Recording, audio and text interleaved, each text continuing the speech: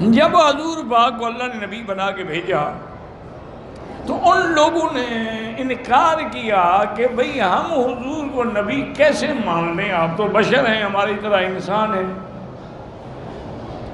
آپ کھاتے ہیں پیتے ہیں، آپ کے بچے ہیں، بیویاں ہیں، دکھ ہے سکھ ہے، تو نبی ہم کیسے مان لیں؟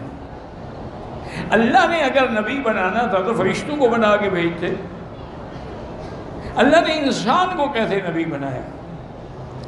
تو ان کو یہ اعتراض تھا کہ حضور بشر تو ہیں لیکن نبی نہیں۔ جیسے آج کا جاہل بھی یہی کہتا ہے کہ آپ نبی تو ہیں لیکن بشر نہیں۔ اب کہانی یوں پکڑو یا یوں پکڑو، مانا تو ایک ہی ہے، یعنی وہ بشریت کے قائل تھے، نبوت کے منکر تھے، یہ نبوت کے قائل ہیں، بشریت کے منکر ہیں۔ تو حالانکہ ایمان یہ ہے کہ آدمی نبوت کا بھی قائل ہو اور بشریت کا بھی قائل ہو، کہ آپ سید البشر بھی ہیں اور سید الانبیاء والمرسلین بھی ہیں۔ تو اللہ پاک نے فرمایا کہ ظالم ہو، ہم نے جتنے نبی بھیجے، رسول بھیجے ہیں، سب انسان ہی تو بھیجے ہیں۔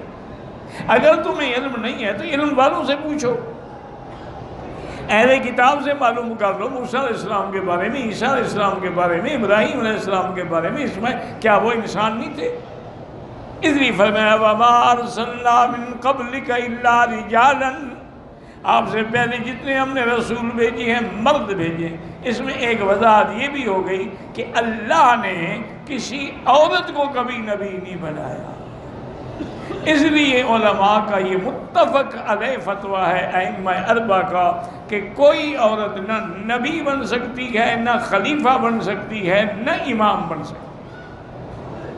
اس لیے کہ اللہ کے قرآن کے اندر یہ بات واضح ہے کہ ہم نے جتنے نبی بھیجے، پیغمبر بھیجے ہیں، وہ مرد بھیجے۔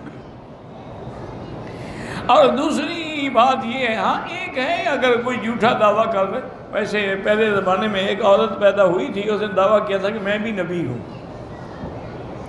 تو جب علماء نے اس سے جا کے بات کی کہ تم کیسے نبی بن گئی، اس نے کہا کیوں، میں کیوں نہیں بن سکتی؟ تو انہوں نے کہا حضور کی حدیث ہے لا نبی بعدی، میرے بعد نبی کوئی نہیں۔ انہوں نے کہا تو حضور نے فرمایا میرے بعد نبی کوئی نہیں، مرد، یعنی یہ تو نہیں فرمایا کہ عورت بھی نہیں ہوگی۔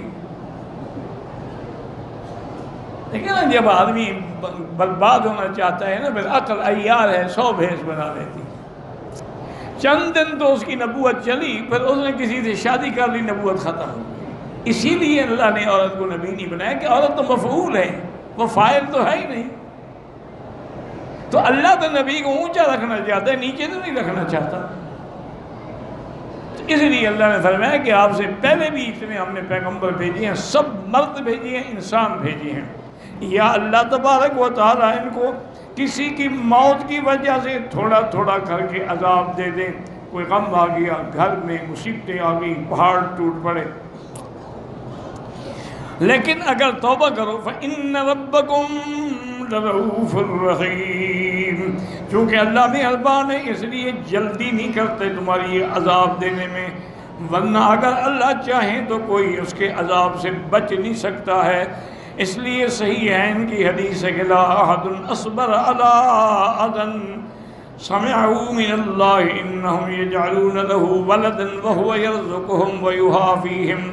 حضور نے فرمایا دیکھو کتنے ظالم لوگ ہیں کہ اللہ کی اولاد بناتے ہیں، اللہ کے بیٹے بناتے ہیں، اللہ کی بیٹیاں بناتے ہیں، پھر بھی وہ ان کو رزق دیتا ہے، پھر بھی وہ ان کو صحت و عافیت دیتا ہے کہ شاید یہ توبہ کر لیں، کیونکہ اللہ کسی کو عذاب دینا نہیں چاہتے، اللہ تو بچانا چاہتے ہیں، اللہ تو رحمت فرمانا چاہتے ہیں۔ اللہ ہمیں بھی اپنی رحمت سے، اپنے عذاب سے نجات عطا فرمائے۔